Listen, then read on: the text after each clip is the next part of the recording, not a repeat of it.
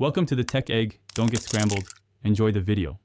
You start by verifying whether the problem is network or server side. Run the Xbox network test and check server status. Once done, restart your router and modem. Wait a full 60 seconds before powering them back on to clear caches. Next, power cycle your console by holding the front button for 10 seconds, unplugging for 30 seconds, then restart. You do these steps now because they resolve most transient connection problems and isolate whether deeper settings or ISP issues remain.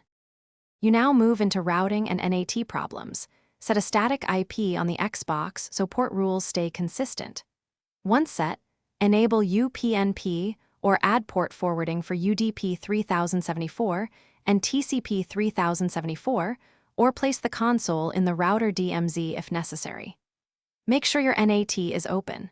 A strict NAT blocks multiplayer and party chat. Also switch to a wired Ethernet connection to rule out Wi-Fi interference.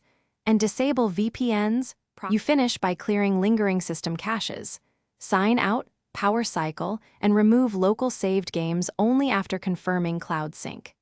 If problems continue, perform a console reset but pick Keep My Games and Apps to preserve data. Use factory reset as the final step. Make sure to collect network test results and NAT details. If you still can't connect, contact your ISP or Xbox support and provide those logs so they can escalate the server or routing issue effectively.